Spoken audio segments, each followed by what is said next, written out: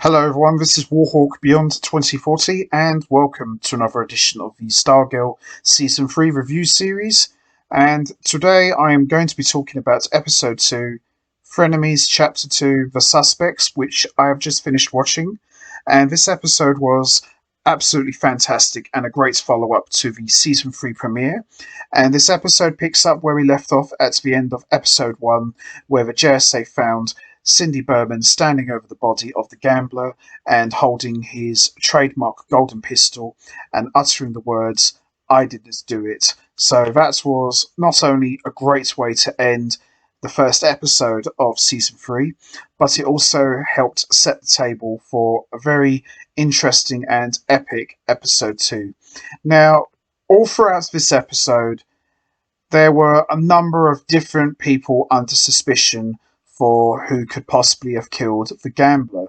Now, obviously, Cindy Berman is the odds-on favourite due to her checkered past and being the one responsible for releasing Eclipso back in Season 2. But Courtney, as always, likes to see the good in everybody and quickly dismisses the fact that Cindy Berman didn't pull the trigger on the gambler, even though the rest of her teammates have every right to be suspicious of Cindy Berman, especially as she was the one who released Eclipso back in Season 2. And also the other prime suspect for the potential killer of the gambler is of course the Shade, who, as we remember, back in Episode 1, the gambler and the Shade had some very unpleasant words with one another, where the Shade warned the gambler, "Leave Blue Valley now. Just go." So that puts him in the frame for a possibility of pulling the trigger on the gambler. But overall, this was a fine episode, and it was very different to what we've seen in the past. This was a classic case of who done it, who killed the gambler. Everyone is a suspect, and of course, as we all know, the gambler wanted to reunite with his daughter and had written a letter to her in the hopes of seeing her again. So there was lots of interesting things going on in this episode, and I have to say, this was absolutely fantastic. And I like the change of dynamic we have for this season. So this is kind of more like a murder mystery / detective kind of story. Courtney trying to use more of her wits and her brain and trying to figure out who the killer is for the murder of the gambler. So with that all said, let's get straight into it. Let's talk about Episode 2, Frenemies Chapter 2, The Suspects. So this episode picks up where we left off at the end of Episode 1, where the JSA arrive on the scene to find Cindy Berman standing over the body of the gambler while holding his golden pistol and saying the words, "I didn't do it." And then we're taken back 12 hours prior, where we see the gambler moves back into his trailer with the Shade following him soon after. And we also see in the present, Cindy claims she was checking to see if Sharp was working with the No Limits gang again. Beth discovers Sharp was stabbed in the heart, not shot. Courtney and Pat theorise that the killer stole Sharp's laptop and resolves to deliver his letter to Rebecca. The following day, Paula tells Barbara that the Crocs are innocent and they had nothing to do with the murder of the gambler. Sylvester aggressively questions the Shade, who admits that he met Sharp a second time to try and make amends after their verbal confrontation earlier. Now, here's an interesting thing about Sylvester. He's been very aggressive, he's been very mysterious since showing up in Blue Valley, and he seems to be quite fixated on Courtney's staff. Now, obviously, we all know that Sylvester Pepperton was the original Starman back in the old JSA days, but he seems to be not quite a heroic character. What does he have to hide? Why does he have such a grudge against the Shade? And also, throughout this episode, lots of questions were asked about the whereabouts of the gambler's laptop, which was missing from the scene. So it is possible that the killer could have the gambler's laptop.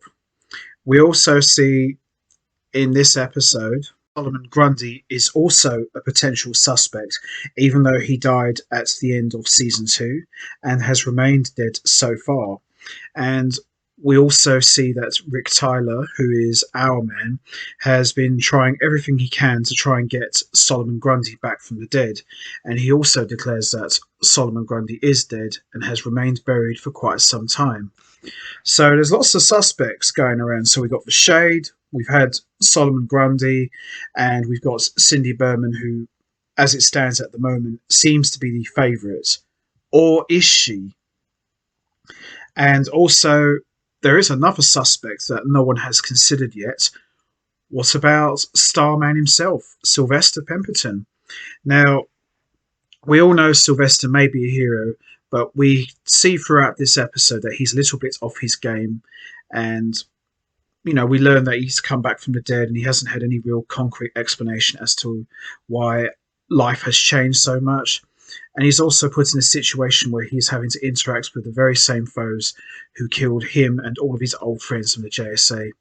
Except now these old villains are trying to put themselves back on the straight and narrow and make good of what they've done to make up for their past.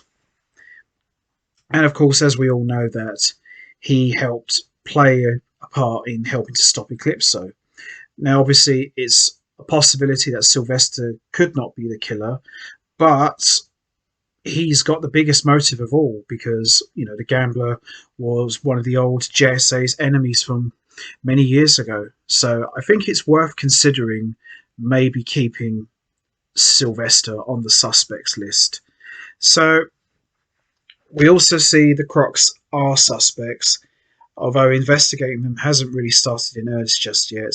And we see Crusher confronting Pat about why he didn't do something about the gambler.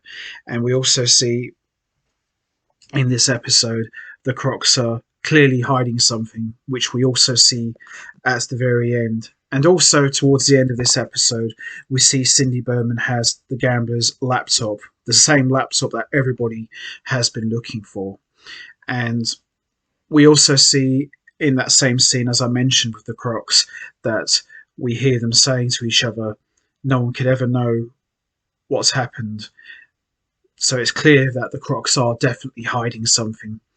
And we also see that the Shade has decided to disappear for a while because he feels that Blue Valley isn't big enough to contain the egos of both himself and Sylvester. So where do you think the Shade could have gone? Is he a suspect? After all, him and the gambler had words with each other before he died. So he's a strong possibility, as is the original Starman, Sylvester. But this was a really great murder mystery episode. Lots of great detective solving, trying to put the clues together, and everyone's a suspect. I really enjoyed it.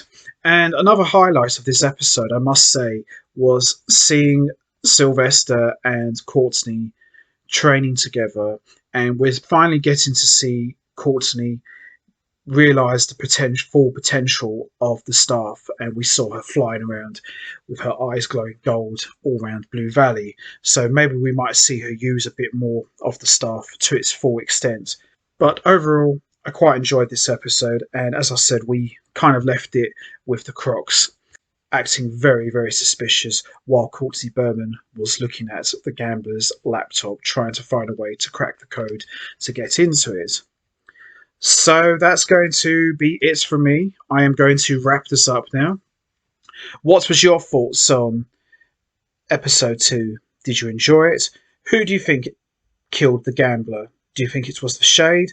Do you think it was Cindy Berman? Do you think it was the Crocs? Or do you think it was the original Starman, Sylvester? What do you think could happen? And also, what about the message that was sent? The killer has many names. Could it be one person, assuming different aliases? Or could it be someone completely different who we haven't seen yet? You know what to do, guys. Hit the like button, hit the subscribe button, leave your thoughts and comments down below, and I will see all of you next time for another edition of the Stargirl Season 3 review series, where I am going to be talking about Episode 3, which I am very much looking forward to talking about and seeing, especially with the way this episode ended. It's going to be a really good one, and we are off to an amazing start already, and we're already 2 episodes into Stargirl Season 3. Should be a lot of fun, and I can't wait. So, until next time, take care, everybody, and stay safe. And once again, as always, much appreciated. Thanks for listening.